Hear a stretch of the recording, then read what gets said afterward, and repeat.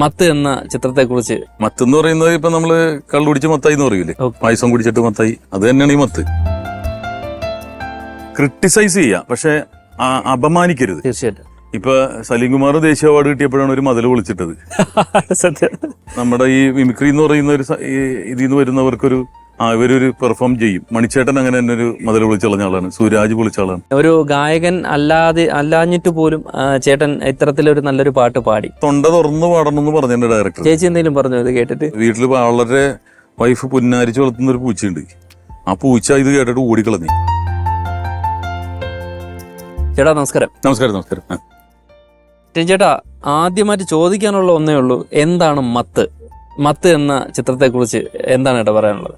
മത്ത് എന്ന് പറയുന്നത് ഇപ്പൊ നമ്മള് കള്ളു കുടിച്ച് മത്തായി എന്ന് പറയൂലേ, പായസം കുടിച്ചിട്ട് മത്തായി, അത് തന്നെയാണ് ഈ മത്ത്. പെൺകുട്ടികളായാലേ വീട്ടിനകത്തിരിക്കണം, പുറത്തിറങ്ങിയ പിടിക്കാൻ വേട്ടക്കാരൻ പതുങ്ങി നടക്കുന്നുണ്ട്. ഇൻടോക്സിക്കേഷൻ ആണ് ശരിക്കും, വേറൊരു അൺകോൺഷ്യസ് മൈൻഡിലേക്ക് പോകുന്നൊരു. അപ്പൊ അത് വന്നതെന്ന് പറഞ്ഞിട്ടുണ്ടെങ്കിൽ കണ്ണൂരുള്ള കുറച്ച് നാടക പ്രവർത്തകർ എന്നെ വന്ന് കണ്ടു. ശരിക്കും ഈ റോള് ഞാനല്ലായിരുന്നു ചെയ്യേണ്ടിയിരുന്നത്, മറ്റൊരാളായിരുന്നു. ഇതിൻ്റെ അകത്ത് സെക്കൻഡ് റോൾ ഉണ്ടായിരുന്നു, അതായിരുന്നു ഞാൻ ചെയ്യേണ്ടിയിരുന്നത്. പക്ഷെ ആ ഒരു മെയിൻ നടന് ചില പ്രശ്നങ്ങൾ വന്നുകൊണ്ട് എനിക്ക് പ്രൊമോഷൻ കിട്ടിയത് അതിലേക്ക്. അവസരങ്ങൾ അങ്ങനെയാണല്ലോ വരുന്നത്. തീർച്ചയായിട്ടും. അപ്പോൾ അത് അതിൽ ഒരുപാട് പഠനം ആവശ്യമാണ്. കാരണം ഒന്ന്, ഡയറക്ടർ തന്നെ നന്നായിട്ട് പഠിച്ചിട്ട് എഴുതിയിരിക്കുന്നത് രഞ്ജിത്ത് ലാൽ. ഇത് സൈക്കാട്രിക് ട്രാവലാണ് ഇത് ശരിക്കും. കാരണം നമ്മുടെ കണ്ണിന് താഴെയൊക്കെ നമുക്ക് ചികിത്സിക്കാം, പക്ഷെ ഇതിന്റെ മുകളിലുള്ള എന്താണെന്ന് അറിയാൻ പറ്റില്ല. ഇപ്പോൾ ശ്രീജിത്തിന്റെ ഇതിന്റെ ഉള്ളിൽ എന്തൊക്കെ ടെൻഷൻ ഉണ്ട്, എന്തൊക്കെ മാനസിക സംഘർഷം ഉണ്ടെന്നുള്ള അറിയാൻ പറ്റില്ല. ഈ പനി വന്നാൽ അറിയാം, ചൂട് നോക്കുക, അല്ലെങ്കിൽ കയ്യിൽ ഒരു മുറിവ് വന്നാൽ അതിനെന്താ മരുന്ന് പറ്റും. അപ്പൊ അതുപോലുള്ളൊരു സംഘർഷത്തിലൂടെ യാത്ര ചെയ്യുന്ന ഒരു ക്യാരക്ടറാണ് ഇത് നരയൻ. സാധാരണ മനുഷ്യനായിരുന്നു, പക്ഷെ അത് അങ്ങനെ ആയിത്തീർന്നു എന്നുള്ളതാണ് സിനിമ പറയുന്നത്. ആരെയും വിശ്വസിക്കരുത്, നീ നല്ലോണം സൂക്ഷിച്ചോ.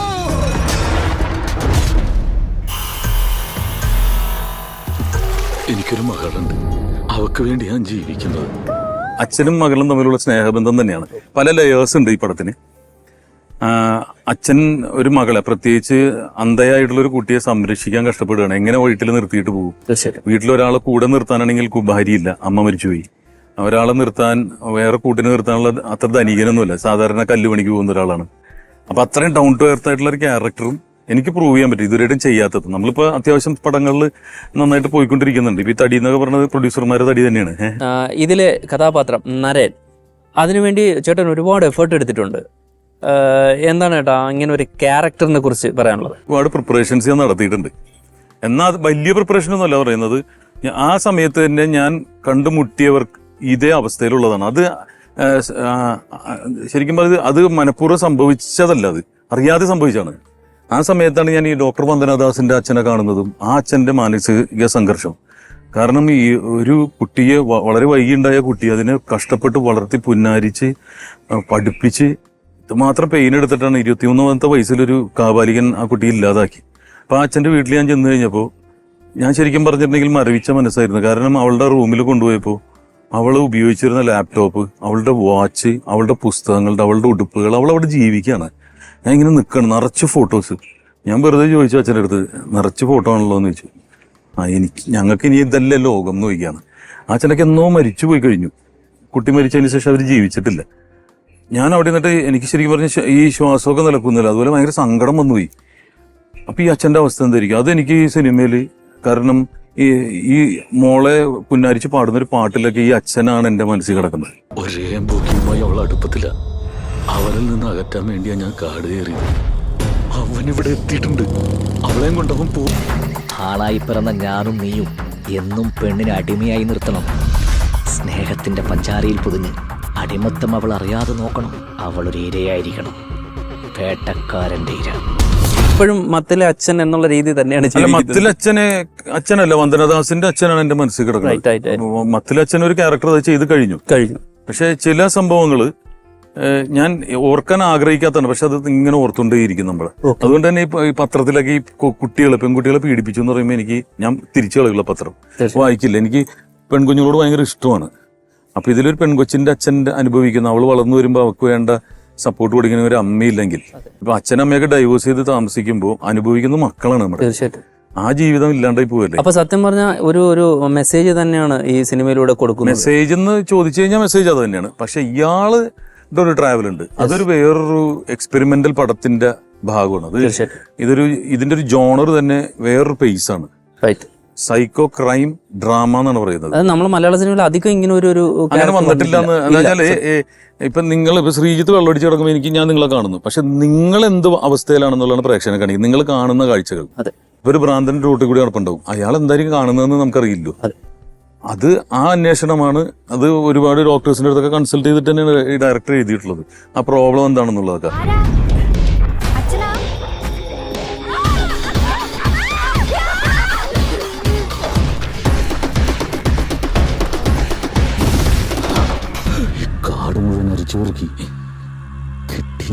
ട്രോൾ ഏറ്റവും കൂടുതൽ ട്രോള് കിട്ടുന്ന ഒരാള് ചേട്ടനാണ്. ഈ ട്രോളിനെയൊക്കെ ചേട്ടൻ എങ്ങനെയാണ് കാണുന്നത്? അല്ലെങ്കിൽ അത് മനസ്സിന് വിഷമം ഉണ്ടാക്കിയിട്ടുണ്ടോ ഇങ്ങനെ ട്രോളുകൾ വരുമ്പോൾ? നമ്മൾ അതിനേക്കാൾ വലിയ പ്രതിസന്ധി എന്ന് വന്നുള്ളൂ. ജീവിതം എന്ന് പറഞ്ഞാൽ എൻ്റെ ചരടുമേലുള്ള കളിയായിരുന്നു. കാരണം പഠിക്കണം എന്ന് പറഞ്ഞിട്ട് എന്നെ വക്കീലാക്കാൻ വിടുകയും അതിൽ നിന്ന് ഇതിലേക്ക് വരുന്നതാണ് ഏറ്റവും വലിയ പ്രതിസന്ധി എന്ന് പറയുന്നത്. കാരണം ഇതിൽ രക്ഷപ്പെടുമോ? കടലിലേക്ക് ചാടിയേക്കണം, നീന്തി കയറണ്ടേ. എൻ്റെ അച്ഛൻ മരിക്കുമ്പോൾ പോലും ഞാൻ രക്ഷപ്പെട്ടോന്നൊന്നും അറിയില്ല. കാരണം അത് അക്കാഡമിക് ആയിട്ടുള്ള ഒരു എഞ്ചിനീയർ, എൻ്റെ സിസ്റ്റർ ഡോക്ടർ. അപ്പം ഞാൻ എൻ്റെ വീട്ടിൽ ശരിക്കും അച്ഛൻ അഡ്വക്കേറ്റ് ഇനിട്ടോ എന്നുള്ള ബോർഡ് വരെ അടിച്ചു വെച്ചിരുന്നു. പക്ഷെ അത് പൂർത്തിയാക്കിയില്ല. ഫസ്റ്റ് ഇയർ സെക്കൻഡ് ഇയർ ഒക്കെ നല്ല മാർക്ക് ഉണ്ടായിരുന്നു. ഫൈനൽ ഇയർ കലയ്ക്ക് വേണ്ടിയിട്ട് ഞങ്ങോട്ട് മാറി. എൻ്റെ ഇൻട്രസ്റ്റ് ഇതിലായിരുന്നു. അപ്പോൾ അതിൽ ഞാൻ ആലോചിക്കും, എൻ്റെ അളിയനൊക്കെ വക്കീല. ഞാൻ എപ്പോഴും ആലോചിക്കും, ഒരു കൊലപാതകയെ രക്ഷപ്പെടുത്തുമ്പോഴുള്ളൊരു എത്തിക്സ് എന്താണ്. ശരിക്കും അഡ്വക്കേറ്റ്സ് അങ്ങനെ ചിന്തിക്കാൻ പാടില്ല. അപ്പൊ അത് എനിക്ക് പറ്റുമെന്ന് തോന്നുന്നില്ല തൊഴിൽ. അതുകൊണ്ടായിരിക്കും ദൈവം ഇതിലേക്ക് വഴിതിരിച്ചു വിട്ടത്. ഇപ്പൊ ഒരാൾ ഇടിച്ചു, ഒരാൾ കൊന്നു, എന്നിട്ട് അവനെ രക്ഷപ്പെടുത്തുക, അത് തെറ്റാണെന്നല്ല പറയുന്നത്. ഓരോരുത്തർക്കും ഓരോ മാനസികാവസ്ഥ. ഞാൻ ഭയങ്കര ലോലഹൃദയനാണ് കാണുന്നവരെ. അപ്പൊ അതുകൊണ്ടായിരിക്കും ഇത് സിനിമയിലേക്ക് വന്നത്. അപ്പോൾ അങ്ങനത്തെയൊക്കെ ഒരു സംഘർഷമായിരുന്നു എൻ്റെ സംഘർഷം എന്ന് പറയുന്നത്. പക്ഷെ ഈ ട്രോളും മറ്റൊന്നും നമ്മളെ ബാധിക്കാറില്ല. കാരണം ഒരിക്കലും നമ്മൾ വളർത്തുള്ളൂ. Either good or bad say about me എന്നാണ് പറയുന്നത്. ഇപ്പൊ പിണറായി വിജയൻ സാറിനെ കുറിച്ച് കുറെ ചീത്ത പറയുമ്പോൾ അദ്ദേഹം അറിയാതെ വളരുന്നുണ്ട് ഓർഗാനിക്കായിട്ട്. മോദി സാറിനെ കുറിച്ച് ഒരു വിഭാഗം ഭയങ്കരമായിട്ട് ചീത്ത വിളിക്കുമ്പോൾ അത് മറ്റൊരു വശത്ത് വളരുന്നുണ്ട്. അപ്പൊ എപ്പോഴും ഇതൊരു വളമാണ്, ഒരാളുടെ വളർച്ചയെ സഹായിക്കും. തീർച്ചയായിട്ടും അതാണ് either good or bad say about me. എന്നെ കുറിച്ച് തന്നെ പറഞ്ഞുകൊണ്ടിരുന്നത്. അതുകൊണ്ടാണല്ലോ ഇപ്പൊ നെഗറ്റീവായിട്ടുള്ള ഒരുപാട് പേരുണ്ടാവും. പക്ഷെ നമ്മൾ കാണുമ്പോൾ ഒന്ന് ശ്രദ്ധിക്കില്ല, അവർക്കൊരു സെലിബ്രിറ്റി സ്റ്റാറ്റസ് ആയിപ്പോ. നമ്മൾ നെഗറ്റീവ് ഒന്നും ചെയ്തിട്ടില്ല, ആരും ഉപദ്രവിച്ചിട്ടില്ല, ഞാൻ ആരും വേദനിപ്പിച്ചിട്ടില്ല. അതുകൊണ്ട് എനിക്ക് വേദനിക്കാറില്ല. പിന്നെ എനിക്ക് ഒരിക്കലും ഇതുകൊണ്ട് ബാഡ് കമന്റ്സ് കൊണ്ട് എന്റെ വളർച്ച നിൽക്കുന്നില്ല, വലുതാവുകയാണ്. പിന്നെ ഈ ഇങ്ങനെ പറയുന്ന ആൾക്കാരുടെ ഇതുപോലെ തന്നെ ഒരു സൈക്കാട്രിക് പഠനം ഞാൻ നടത്തി. അവരൊന്നും സക്സസ്ഫുൾ അല്ല ജീവിതത്തിൽ. അവർക്ക് ക്രിയേറ്റിവിറ്റി ഇല്ല. ഇപ്പൊ ശ്രീജിത്ത് വളരെ ബിസിയാണ്, കാരണം വേറെ ക്രിയേറ്റിവിറ്റിയാണ്. അപ്പോ നിങ്ങൾ ക്യാമറയുടെ മുന്നിലും പിന്നിലായിട്ടും, മറ്റത് വെറുതെ ഇങ്ങനെ ഇരിക്കുകയാണ്. അപ്പൊ കാലത്തെ ഫോൺ എടുത്തിട്ട് ഇന്ന് ആരെ തെറി വിളിക്കും. അന്ന് ഈ സമയത്ത് ഒരു ഫോൺ എടുത്ത് എന്തെങ്കിലും വ്ളോഗൊക്കെ ചെയ്യുകയാണെങ്കിൽ 10 പൈസ ഉണ്ടാക്കുകയും ചെയ്യും, 4 പേര് അറിയുകയും ചെയ്യും, ഈ ഫ്രസ്ട്രേഷൻ മാറുകയും ചെയ്ത്. ഇതല്ല പരിപാടി. കാലത്തിൽ വന്നിട്ട് ഇവനെ തെറി പറയാം. എടാ നിനക്ക് വേറെ പണിയില്ല, അതിന് നീ ആരാണ്, നീ വേറെ പണി നോക്കടാ. ഇതൊക്കെയാണ് അപ്പൊ എന്താണ് ജീവിതത്തിലേക്ക് അതേ വരുള്ളൂ. അപ്പൊ ഒരുപാട് വായനകൾ, ഒരുപാട് യാത്രകളൊക്കെ ഉണ്ടെങ്കിൽ നമുക്ക് മനസ്സിലാവും എങ്ങനെ പോസിറ്റിവിറ്റി, എങ്ങനെ ഓറ ഉണ്ടാക്കാം, എങ്ങനെ നന്മകൾ നമ്മുടെ ജീവിതത്തിൽ വരും. ചേട്ടാ അത് പറഞ്ഞപ്പോഴാണ് ചേട്ടന് സാധാരണ ഒരു മിമിക്രി കലാകാരൻ എന്നുള്ള നിലയിലല്ല, ചേട്ടൻ ഈ വായനയിലും അല്ല ഭയങ്കരമായിട്ട് എല്ലാത്തിനെയും ആ ഒരു എന്താ പറയാ ഒരു ഭയങ്കര ഇതായിട്ട് കൊണ്ടുനടക്കുന്ന ഒരാളാണില്ലേ? ഹാർഡ്കോർ റീഡറൊന്നുമല്ല, ഞാൻ വായിച്ചിട്ടുണ്ട് പുസ്തകങ്ങൾ. ഇപ്പൊ ഇഷ്ടമുള്ള കുറെ പുസ്തകങ്ങൾ, അത് ഞാൻ വീട്ടിലെ പുസ്തകങ്ങളും ഉണ്ട്. അത് എപ്പോഴും പറ്റില്ല, കാരണം നമ്മളെന്ന് പറഞ്ഞാൽ എപ്പോഴും തിരക്ക് പിടിച്ച് നടക്കുന്ന അല്ലെങ്കിൽ തിരക്കുണ്ടാക്കി നടക്കുന്ന ഒരാളാണ്. ആഴ്ചയിൽ 5 നടന്മാരാണ് ഇറങ്ങുന്നത്. അപ്പൊ അതിന്റെ ഇടയിൽ പിടിച്ചു വെക്കണ്ടേ, തുഴഞ്ഞു വെക്കണ്ടേ. തീർച്ചയായിട്ടും നമ്മുടെ മമ്മൂക്കയായിട്ടുള്ള ബന്ധം അത് ഇത്രയും ശക്തമായത് എന്തുകൊണ്ട്? എന്താണ് മമ്മൂക്കയായിട്ടുള്ള ഒരു ബന്ധത്തിന്റെ അടിത്തറ? എനിക്ക് ആ ബന്ധം മനസ്സിലാവുന്നത് ഇപ്പൊ ഇതുപോലുള്ളൊരു പടം വരുമ്പോൾ മമ്മൂക്ക അടുത്ത് പറയാണ്, എന്റെ ട്രെയിലർ ഒന്ന് ഷെയർ ചെയ്യണം. പറ്റില്ല എന്ന് പറഞ്ഞാൽ ഞാൻ വളർന്നിട്ടില്ല, അദ്ദേഹത്തിന് ഇഷ്ടമല്ല. അദ്ദേഹത്തിന്റെ മമ്മൂട്ടി കമ്പനിയിലൂടെ നമ്മുടെ ട്രെയിലർ ഷെയർ ചെയ്യുന്നു. എല്ലാവരും ചെയ്യാൻ പറ്റില്ല, പുള്ളിയുടെ ഒരു അപ്പോയിന്റ്മെന്റ് പോലും കിട്ടില്ല. തീർച്ചയായിട്ടും മഞ്ജു വാര്യരോട് പറയുന്നു, ഒരു പാട്ടുണ്ട് സിത്താരയുടെ, ഷെയർ ചെയ്യണം. നോ പറയുന്നില്ല, ഉടനെ തന്നെ പേജിൽ ഷെയർ ചെയ്യുക. ആസിഫിൽ കുഞ്ചാക്കോവനോട് പറഞ്ഞു എന്റെ ഫസ്റ്റ് ലുക്ക് ഷെയർ ചെയ്യണമെന്ന് പറയാം, ഫസ്റ്റ് തന്നെ അവർ ചെയ്തു. പിന്നെ വിനീത് ശ്രീനിവാസനോട് ഞാൻ ഒരു പാട്ട് പാടി, അപ്പൊ ഇത് നല്ലതാണെങ്കിൽ, നല്ല ജഡ്ജ്മെന്റ് ആയിരിക്കണേ, അപ്പൊ ഇത് നല്ലതാണെങ്കിൽ മാത്രം ഷെയർ ചെയ്യുക. അപ്പൊ അദ്ദേഹം ഡയറക്ടറാണ്, നടനാണ്, പാട്ടുകാരൻ, എല്ലാം ആണ്. അദ്ദേഹത്തിന്റെ പേജിൽ ഇപ്പോഴും ഫസ്റ്റ് കിടക്കുന്നത്. കാരണം അദ്ദേഹത്തിന്റെ സിനിമകൾ മാത്രം പ്രൊമോട്ട് ചെയ്യുന്ന പേജ് അത്. അതെ അതെ ധ്യാന്റെ പോലും പ്രൊമോട്ട് ചെയ്യാറില്ല. അപ്പൊ അവിടെ എന്നെ ടിനിച്ചേട്ടൻ ആദ്യം ഞാൻ ചെയ്തോളാന്നും പറഞ്ഞിട്ട് ഒരു തല്ലുപൊളി പാട്ടാണെങ്കിൽ ഷെയർ ചെയ്യില്ല, ഇയാൾ ഇത്ര സെൻസിൽ ഇല്ലെന്ന് വിചാരിക്കും. അതെ അതെ അപ്പൊ നമ്മൾ ജഡ്ജ് ചെയ്യുന്ന ഒരാളാണല്ലോ പ്രോഗ്രാംസിനൊക്കെ. അപ്പൊ നമ്മളെ ജഡ്ജ് ചെയ്യേണ്ട അവസ്ഥയിൽ അത് കൃത്യമായിട്ട് അവർ ജഡ്ജ് ചെയ്യട്ടെ. അതെ അതെ അപ്പൊ അതുകൊണ്ട് ഈ സിനിമ കണ്ടപ്പോൾ തന്നെ ഞാൻ അതിൽ ഒരു സീനിയറായിട്ട് ഒരാളെ വിളിച്ചത്, എനിക്കിപ്പോ തിലകൻ ചേട്ടനെയും വേണിച്ചേട്ടനും വളരെ അടുപ്പുണ്ടായിരുന്നു, അവരൊന്നുമില്ല. അപ്പൊ ഞാൻ വിളിച്ചത് അലൻസിയറേട്ടനാണ്. ഒരു അപ്പൻ റോൾ ചെയ്ത ആളാണ്, അവാർഡ് മേടിച്ച ആളാണ്. ഞാൻ അദ്ദേഹത്തിനെ ബാക്കിൽ കൊണ്ടുവന്ന് ഇരുത്തി. എല്ലാം കഴിഞ്ഞ് കഴിഞ്ഞപ്പോ പുള്ളി പറഞ്ഞത്, ഈ അപ്പന്റെ വേഷം കിട്ടിയെങ്കിൽ ഞാൻ തകർത്തേനെന്ന് പറഞ്ഞു. അപ്പൊ ആ വേഷം ഇഷ്ടപ്പെട്ടു. ഒരു കലാകാരന്റെ കൊതിയാണ് ആ വേഷം ചെയ്യണത്, അങ്ങനെ ആക്കി എടുക്കണം നമ്മൾ. അതെ അതെ ചേട്ടൻ മമ്മൂക്കിക്ക് വേണ്ടിയിട്ട് ഡൂപ്പ് ചെയ്തിട്ടുണ്ട് ഒരുപാട്. അതിന്റെ ട്രോളുകളാണ് കൂടുതലും വന്നത്. അത് നമ്മളെ ബാധിക്കുന്നുണ്ട്. ബാധിക്കണം പറഞ്ഞാൽ മറ്റൊന്നുമല്ല, മമ്മൂക്കൊക്കെ ഭയങ്കര വിഷമം ഉണ്ടാക്കുന്നുണ്ട്. തീർച്ചയായിട്ടും കാരണം മമ്മൂക്ക കഷ്ടപ്പെട്ടിരുന്ന വേഷങ്ങളാണ് അതെ അതൊക്കെ. അതെ അപ്പോ ആകെ 3 പടത്തിൽ നമ്മൾ ബോഡി ഡബിൾ ചെയ്തിട്ടുള്ളൂ. യെസ് ഇവ ടർബോയിലൊക്കെ ഞാൻ അടുത്ത് പോയിരുന്ന ഫോട്ടോ ഒക്കെ ഇട്ട് കഴിയുമ്പോൾ ഇവനാണല്ലോ ഇതിൽ ചെയ്യുന്നത്. അതാണ് കേട്ടോ. അതെ അപ്പൊ അദ്ദേഹത്തിന്റെ അടുത്തിരിക്കുന്ന ഒരു ഫോട്ടോ ഇടാൻ പറ്റാത്ത അവസ്ഥയായി. തീർച്ചയായിട്ടും തീർച്ചയായിട്ടും. ഇപ്പൊ കണ്ണൂർ സ്ക്വാഡ് പറഞ്ഞ എന്റെ വീടിന്റെ അടുത്താണ്. അപ്പൊ അദ്ദേഹത്തിന്റെ അടുത്ത് പോയിരുന്നപ്പോ മമ്മൂക്ക പറഞ്ഞു, ഇനിയിപ്പോ എല്ലാവരും പറഞ്ഞുകൊണ്ട് നടക്കും ഇതിൽ ഫൈറ്റ് നീ ആയതാണ്. അങ്ങനെ ഒരു അവസ്ഥ. നമ്മൾ ഇവരൊക്കെ എന്ന് പറഞ്ഞാൽ നമ്മുടെ നാടിന്റെ സമ്പത്താണ്, സമ്പത്തിൽ പെടുന്നതാണ്. ലാലേട്ടനും മമ്മൂക്കിയൊക്കെ അവരങ്ങോട്ടും ഇങ്ങോട്ടും ഫാൻ ഫൈറ്റിന്റെ പേരിൽ ക്രിട്ടിസൈസ് ചെയ്യുക, പക്ഷെ അപമാനിക്കരുത്. തീർച്ചയായിട്ടും. തമിഴ്നാട്ടിൽ രജനീകാന്തിന്റെ ഫാൻ വിജയനൊക്കെ തെറി വിളിക്കില്ല, ചീത്ത പറയില്ല. അവർ റെസ്പെക്ട് ഉണ്ട് സാർ എന്നല്ലാതെ അവര് അങ്ങോട്ടും ഇങ്ങോട്ടും അവർ റെസ്പെക്ട് ഉണ്ട്. അപ്പൊ ആ ഒരു സാധനം ഒഴിവാക്കണമെന്ന് പറഞ്ഞു. കാരണം ഇതൊക്കെ ഇവരൊക്കെ സമ്പത്താണ്. ഇവരൊക്കെ എന്താന്ന് പറഞ്ഞാല് 10-40 വർഷമായിട്ട് ഇൻഡസ്ട്രിയെ കൊണ്ടു നടക്കുന്നു. ലോകത്തിൽ ഇങ്ങനത്തെ നടന്മാരില്ല. കുറച്ച് ആൾക്കാർക്ക് കലാകാരന്മാര് നശിച്ച് കാണണമെന്ന് ആഗ്രഹിക്കുന്ന കുറച്ച് പേരുണ്ട്. അയ്യന്മാര് അടിച്ചു പൊളിച്ച് കിടക്കുന്നു. നമ്മുടെ കഷ്ടപ്പാടെന്നു അവർ മനസ്സിലാക്കുന്നില്ല. നമ്മൾ ആയുസ് കളഞ്ഞ പണിയെടുക്കുന്നത്. നമുക്ക് കിട്ടുന്ന കാശ് വിഴുങ്ങാൻ പറ്റില്ല. അതെ നമ്മുടെ ഉപയോഗിക്കുമായിരിക്കും, പക്ഷെ ശരീരത്തിന് വേണ്ടിയിട്ട് നമ്മൾ ട്രെയിൻ ചെയ്യുന്നുണ്ട്. സ്കില്ല് പഠിക്കാൻ, അല്ലെങ്കിൽ ടാറ് പണി പോലെ തന്നെയാണ് നമ്മുടെ ജീവിതം. അപ്പൊ അതിന് അസൂയപ്പെടരുത്, അവര് ശ്രമിക്കട്ടെ. ഫ്രസ്ട്രേറ്റഡ് ആയിട്ട് ഒരു വിഭാഗമുണ്ട്. ചേട്ടാ ഒരു നായകനായി ഇപ്പം നിൽക്കുന്നു, പിന്നെ സിനിമയിൽ ഒരു ഒട്ടനവധി കഥാപാത്രങ്ങൾ ഇപ്പം ചെയ്തു. അപ്പോൾ ഇങ്ങനെ സിനിമയിലൊക്കെ അവസരങ്ങൾ ഇങ്ങനെ വന്നുകൊണ്ടിരിക്കുന്ന സമയത്ത് നമ്മളെ പഴയ സുഹൃത്തുക്കളുണ്ട്, പക്രു ചേട്ടൻ, പിഷാരടി, അങ്ങനെയുള്ള ഒരുപാട് സുഹൃത്തുക്കൾ, മിമിക്രി കലാകാരന്മാരുണ്ട്. അപ്പോൾ ഈ മിമിക്രി എന്ന് വന്ന ഒരാളായതുകൊണ്ട് അവരെ ഇപ്പോൾ വിളിക്കാറുണ്ടോ, അവർ ചെയ്യുന്ന സജഷൻസ് തരാറുണ്ടോ, അല്ലെങ്കിൽ ടിനി ചെയ്ത് ശരിയായില്ല, ടിനി അത് കുറച്ചുകൂടെ ഇങ്ങനെ ചെയ്യായിരുന്നു എന്നൊക്കെ ഇപ്പോഴും അവരുമായിട്ടുള്ള ഒരു കോമ്പിനേഷൻ ഉണ്ടോ ചേട്ടാ? ഇപ്പോൾ സജഷൻസ് ഒക്കെ എല്ലാവരും നല്ല സജഷൻസ് പറയാറുണ്ട്. അവർക്ക് സന്തോഷമാണ് നമ്മളായിട്ട്, നമ്മൾ അങ്ങോട്ടും ഇങ്ങോട്ടും വളർച്ചകളിൽ നമ്മൾ സപ്പോർട്ട് ചെയ്യാറുണ്ട്. ഇപ്പൊ സലീം കുമാർ ദേശീയ അവാർഡ് കിട്ടിയപ്പോഴാണ് ഒരു മതിൽ പൊളിച്ചിട്ടത്. നമ്മുടെ ഈ മിമിക്രി എന്ന് പറയുന്ന ഒരു ഇതിൽ നിന്ന് വരുന്നവർക്കൊരു ഇവരൊരു പെർഫോം ചെയ്യും. മണിച്ചേട്ടൻ അങ്ങനെ തന്നെ ഒരു മതിൽ പൊളിച്ച് കളഞ്ഞ ആളാണ്, സൂരാജ് പൊളിച്ച ആളാണ്. അപ്പൊ നമ്മള് പണി ആരെങ്കിലും പണിത് വെച്ചാൽ നമുക്ക് പൊളിക്കാൻ വേണ്ടി നമ്മള്. അപ്പൊ എന്ത് വേഷം കിട്ടിയാലും അടിച്ച് പൊളിക്കാൻ. ചേട്ടാ മത്തിലെ പാട്ട് അതൊരു നല്ലൊരു പാട്ടാണ്, ഞാൻ കേട്ടു. പിന്നെ ഒരു ഗായകൻ അല്ലാഞ്ഞിട്ട് പോലും ചേട്ടൻ ഇത്തരത്തിലൊരു നല്ലൊരു പാട്ട് പാടി. ഇങ്ങനെ ഒരു പാട്ട് എടുക്കുമ്പോൾ ഇത് ഹൈപ്പിച്ച് പാട്ടാണ് ചേട്ടാ. അത് എടുക്കുമ്പോൾ പ്രാക്ടീസ് ചേട്ടാ സ്വയമേ ഇങ്ങനെ പ്രാക്ടീസ് ചെയ്തു. തൊണ്ട തുറന്നു പാടണമെന്ന് പറഞ്ഞു ഡയറക്ടർ. ചേച്ചി എന്തെങ്കിലും പറഞ്ഞു ഇത് കേട്ടിട്ട്? ചേച്ചി വാതിലടച്ചിട്ടിട്ട് പാടാൻ പറഞ്ഞു. അല്ലെങ്കിൽ ഞാൻ എല്ലാ ഇന്റർവ്യൂവിൽ പറഞ്ഞിരുന്നു, വീട്ടിൽ വളരെ വൈഫ് പുന്നാരിച്ച് വളർത്തുന്ന ഒരു പൂച്ചയുണ്ട്. ആ പൂച്ച ഇത് കേട്ടിട്ട് ഓടിക്കളഞ്ഞു. മുകളിലേക്ക് പോയിട്ട് 3 ദിവസം കഴിഞ്ഞിട്ട് തിരിച്ചു വന്നത്. അയ്യോ, ഭക്ഷണമൊന്നും കഴിക്കണല്ലോന്ന്. പൂച്ചകൾക്ക് സൗണ്ട് ഇഷ്ടമല്ല. അപ്പൊ അത് മാത്രമാണ് ഒരു സംഭവം ഉണ്ടായത്. പക്ഷേ ഞാൻ പാടാറുണ്ട്, അതായത് സിനിമകളിലും പാടിയിട്ടുണ്ട്. ചെറിയ ചെറിയ വരികളൊക്കെയാണ്, പക്ഷെ ഫുൾ ലെങ്ത് സോങ് ആദ്യമായിട്ടാണ്.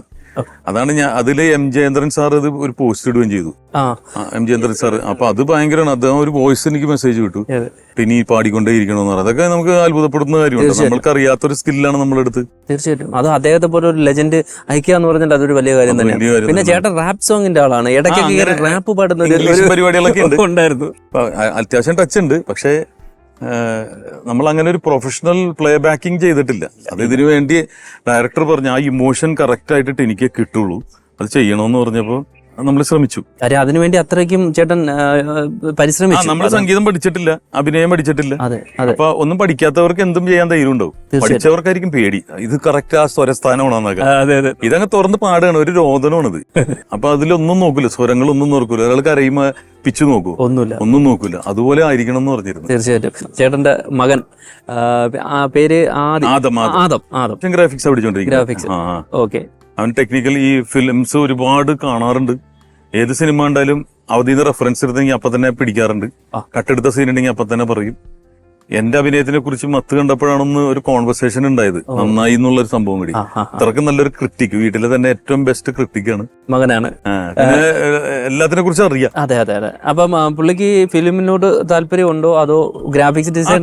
കലാകാരൻ, അവൻ ബെസ്റ്റ് ആക്ടർ ആയിരുന്നു. സ്കൂൾ യൂത്ത് ഫെസ്റ്റിവലിനൊക്കെ സമ്മാനം നേടിയിട്ടുള്ളതാണ്. ഗിറ്റാർ വയ്ക്കും, മ്യൂസിക്കും അറിയാം. അപ്പൊ ഇവിടെയൊക്കെ തന്നെ ഉണ്ടാവും, ഈ പരിസരത്തൊക്കെ എവിടെയെങ്കിലും ഉണ്ടാവും.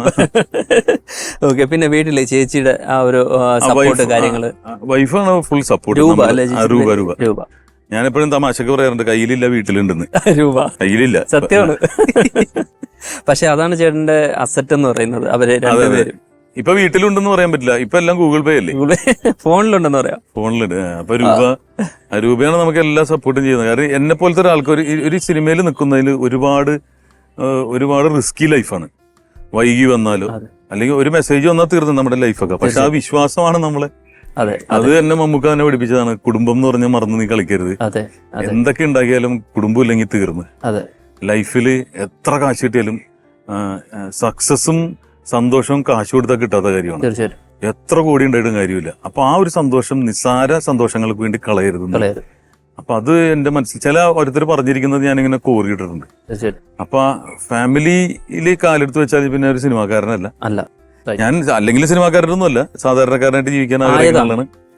പക്ഷെ വീട്ടില് കുടുംബത്തിന് ഒരുപാട് പ്രോമിനൻസ് കൊടുക്കുന്ന ആളാണ്. ഓക്കെ. ടിനി ടോം എന്ന ഒരു കലാകാരൻ വളർന്ന് ഇപ്പൊ ഒരു നടൻ, ഒരു നായക നടൻ എന്ന ലെവലിൽ എത്തി നിൽക്കുമ്പോൾ ഞാൻ ചോദിക്കുകയാണ്, ചേട്ടന് സ്മരിക്കാൻ പറ്റിയ അല്ലെങ്കിൽ ഒന്ന് ഓർക്കാൻ പറ്റിയ ഗുരുക്കന്മാര് ആരാണ്? സംവിധായകൻ രഞ്ജിത്ത് തന്നെയാണ് എന്നെ സിനിമ എന്താന്ന് കറക്റ്റ് പഠിപ്പിച്ചു തന്നത്. കാരണം അതെങ്ങനെ നമ്മൾ ആ സ്ക്രിപ്റ്റ് പഠിക്കേണ്ടത്, വേഷം എന്താണെന്ന് അറിയേണ്ടത്, എനിക്കൊരു സ്പേസ് തന്നത് അദ്ദേഹം തന്നെയാണ്. അദ്ദേഹത്തിന്റെ 7ഓളം ചിത്രങ്ങൾ ഞാൻ കണ്ടിന്യൂസ് അഭിനയിച്ചുകൊണ്ടിരുന്നതാണ്. പിന്നെ പുള്ളി അക്കാഡമിയുടെ ഒക്കെ ചെയർമാൻ ആയപ്പോഴും ആ തിരക്കുകളിൽ ഇപ്പൊ വീണ്ടും തിരിച്ചു വരുന്നുണ്ട്. എന്നെ വിളിച്ചിട്ട് പറഞ്ഞു സെപ്റ്റംബറിൽ റെഡി ആയിക്കോന്ന് പറഞ്ഞു. അപ്പൊ ആ ഒരു വിളിയാണ്. അത് ഞാൻ കൈക്കൂലി കൊടുത്തിട്ടോ അല്ലെങ്കിൽ ഒന്നുമല്ല, നമ്മൾ ചെയ്യുന്ന പണി നന്നായതുകൊണ്ടായിരിക്കും. പിന്നെ ജോഷി സാർ വേറൊരു ക്ലാസ്സാണ്, വേറൊരു അധ്യാപകനാണ്. കാരണം അതൊരു ഗ്രാമറാണ്. രഞ്ജിത്ത് സാർ ഇത്രയും സ്പേസ് തന്നിട്ട് അങ്ങോട്ട് പെർഫോം ചെയ്യാനാണ് പറഞ്ഞത്. ജോഷി സാറിന്റെ എന്ന് പറഞ്ഞാൽ ഇരട്ടവര പുസ്തകത്തിൽ എഴുതുന്ന പോലെയാണ്. പുറത്തു പോകാൻ പാടില്ല. കറക്റ്റ്. അത് വേറൊരു ഗ്രാമറാണ്, ഇന്റർനാഷണൽ ഗ്രാമറുള്ള. അപ്പൊ അത് ഭയങ്കര എക്സ്പീരിയൻസ് ആണ്. ഒരുപാട് പഠിക്കാൻ പറ്റില്ല, ഒരുപാട്. കാരണം ഒരു ഷോട്ടിൽ നിന്നാൽ നമുക്ക് ലൈറ്റിംഗ് എന്താണ്, ഈ ലൈറ്റ് വെക്കുന്ന അവിടെ വരുമ്പോഴായിരിക്കണം ചില ഡയലോഗ് അല്ലെങ്കിൽ ചില പേരുകൾ പറയേണ്ടതെന്ന് വരെ പഠിച്ചത്. നാളിങ്ങനെ പലതും ചെയ്യാറുണ്ട്. പക്ഷെ പാപ്പല്ല അഭിനയിച്ചപ്പോഴാണ് ഇരട്ടത്ത് കൂടി ഇങ്ങനെ വന്നിട്ട് ഒരു പെണ്ണിന്റെ പേര് പറയുന്നുണ്ട്. അത് പറയേണ്ട സമയം എന്ന് പറയുന്നത് ലൈറ്റ് മുഖത്ത് വരുമ്പോഴാണ്. അത്രയും ഡീറ്റെയിൽ ചെയ്ത് പറഞ്ഞുതരാം. അപ്പൊ അതിനുശേഷം അതിൽ നന്നായതുകൊണ്ടായിരിക്കും ആന്റണിയിലും പ്രധാന. തീർച്ചയായും ആന്റണിയുടെ ഞാൻ കണ്ടത് നല്ല വേഷമായിരുന്നു. നല്ല റോളാണ്. അത് വളരെ ചെറുതാണെങ്കിലും വളരെ ഗംഭീര, പെട്ടെന്ന് ക്യാച്ച് ചെയ്യുന്ന ഒരു റോളാണ്. അടുത്ത പടത്തിൽ എഴുതി വെച്ചിട്ടുണ്ട്. പക്ഷെ ആ പടം സംഭവിച്ചാൽ എന്നുള്ളതില്ല കേട്ടോ, ഇനി സംഭവിക്കും. നമ്മള് നല്ല സംഭവിക്കട്ടെ, ഇൻഷാ അല്ലാഹ് എന്നാണ് പറയുന്നത്, നടക്കട്ടെ എന്നാണ് പറയുന്നത്. ഉറപ്പായും. അപ്പോ നമ്മൾ ആരും ഉപദ്രവിക്കാണ്ട് പോവുക, സന്തോഷമായിട്ടും. രാത്രി കിടന്നുറങ്ങുമ്പോൾ ഒരാളെ വേദനിപ്പിച്ചെന്നുള്ളൊരു ചിന്ത വന്നാല് നമ്മുടെ ഉറക്കം പോയി നമ്മുടെ നന്മകളും നഷ്ടപ്പെട്ടു പോവാണ്. നമുക്ക് നാളെ വരേണ്ട നന്മകൾ നമുക്ക് നഷ്ടപ്പെട്ടു. അപ്പൊ എന്റെ നന്മകൾ, ഞാനൊരു വലിയ കലാകാരനായിട്ട് വന്നതല്ല, ആഗ്രഹം കൊണ്ട് വന്നതാണ്, കഴിവുണ്ടായിട്ടും വന്നതല്ല. അപ്പൊ ഈ ആഗ്രഹങ്ങൾ നടന്നു കിട്ടുന്നത് ഞാൻ ആരും ഉപദ്രവിക്കാത്തതുകൊണ്ടാണെന്ന് ഞാൻ വിശ്വസിക്കുന്നു. ഉപദ്രവിക്കാത്തത് മാത്രമല്ല, അതിനുള്ള ശ്രമങ്ങളും, എന്റെ ഈ കലയ്ക്ക് വേണ്ടിയിട്ടുള്ള ശ്രമങ്ങളും ഉണ്ട്. അത് ഒരുമിച്ച് വന്ന് ചേരുമ്പോൾ നമുക്ക് പോസിറ്റിവിറ്റി ജീവിതത്തിൽ വരും. തീർച്ചയായിട്ടും ചേട്ടാ, ഇത്രയും നേരം എന്റെ കൂടെ സ്പെൻഡ് ചെയ്തതിന് വളരെ സന്തോഷം. ഈ സ്പേസ് കിട്ടുക എന്ന് വെച്ചിട്ടുണ്ടെങ്കിൽ ടിവിയിൽ ഒന്നൊരു പാസിങ്ങിന് വേണ്ടി ഞാൻ കൊതിച്ചിട്ടുള്ളതാണ്. അപ്പൊ ഇത്രയും വലിയ സ്പേസ് കിട്ടണമെങ്കിൽ ഞാൻ ഈ നിമിഷം ഞാൻ ദൈവത്തിനോട് നന്ദി പറയും. തീർച്ചയായിട്ടും അമൃതയോട് നന്ദി പറയുന്നു, അമൃത ചാനലിനോട്. മത്ത് എന്ന പടം സൂപ്പർ ഹിറ്റ് ആവട്ടെ എന്ന് ഞാൻ മനസ്സുകൊണ്ട് പ്രാർത്ഥിക്കുന്നു. നമുക്ക് ഇതിന്റെ ചെലവാശി കിട്ടിയാൽ മതി. പക്ഷെ എന്റെ ഒരു ഭാഗ്യം എന്ന് പറഞ്ഞാൽ ഇത് ഷൂട്ടിംഗ് കഴിഞ്ഞ് സിനിമയായി കഴിഞ്ഞപ്പോൾ തന്നെ ഇത് കണ്ടിട്ട് OTTയുടെ ആൾക്കാർ കച്ചവടം ഉറപ്പിച്ചു. അപ്പൊ പ്രൊഡ്യൂസർ സേഫായി. അതാണ് ഏറ്റവും വലിയ ഭാഗ്യം. പിന്നെ എന്ന് പറഞ്ഞിട്ടുണ്ടെങ്കിൽ ഇത് ചെറിയൊരു ചെടിയാണ്. അപ്പൊ ഇതിനെ കൂമ്പൊടിച്ച് കളയരുത്, ഇതിന്റെ കേടൊക്കെ ഒന്ന് കളഞ്ഞിട്ടൊന്ന് വളർത്തണമെന്നാണ് അപേക്ഷിക്കാനുള്ളത്. തീർച്ചയായിട്ടും വൻമരമായി വളരട്ടെ ചേട്ടാ, അത്രേ ഉള്ളൂ പ്രാർത്ഥിക്കാനുള്ളത്. Thank you very much. Thank you ചേട്ടാ. എന്റെ കുഞ്ഞല്ലേ നീ അച്ഛന്റെ പൊന്നല്ല.